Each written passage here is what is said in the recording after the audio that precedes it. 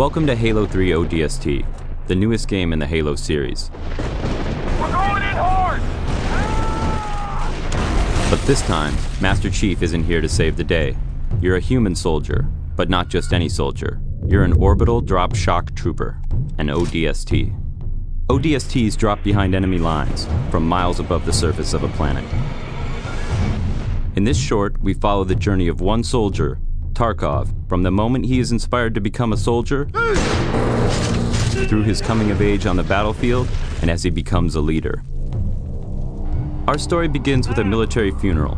Bungie, Halo's developer, collaborated with the Academy Award-winning costume designer from Saving Private Ryan and Band of Brothers to design a Halo-style Honor Guard uniform, complete with special insignias and rank displays.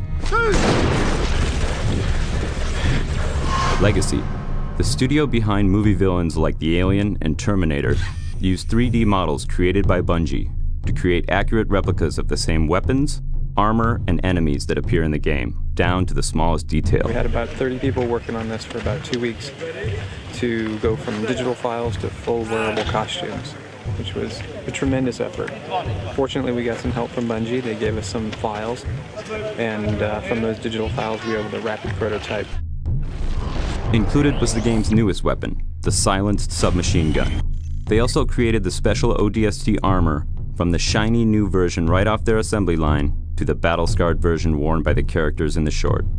With the same 3D models from the game, they created an actual brute miner, one of the game's main enemies.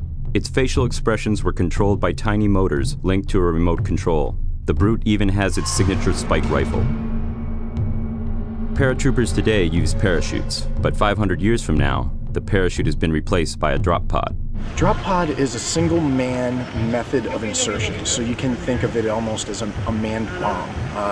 This is the way that ODSTs insert into battle. They drop in from orbit in single-man pods, the doors blow off, and they come out fighting. To replicate a drop, an interior section of a single pod was built.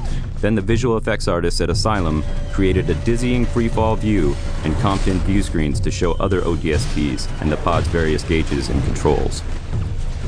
But some of the biggest stars of the film were the various locations. The battle scene was shot at the bottom of a strip mining coal operation. This location served as the planet where our rookie ODST has his first drop. With some help from the pyrotechnic crew, Asylum created the intense firefight, falling drop pods, Covenant Banshees, and of course the climax of Tarkov's encounter with the brute.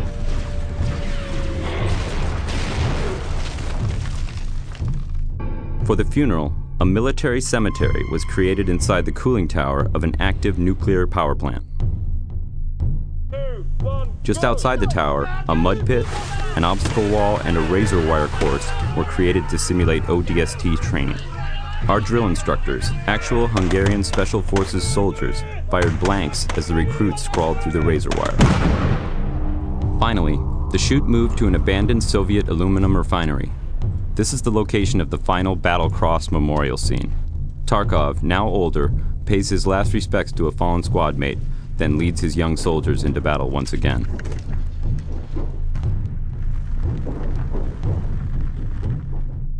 We shot one additional scene on this location, which you won't see in the short. In fact, you will only see it here, right now.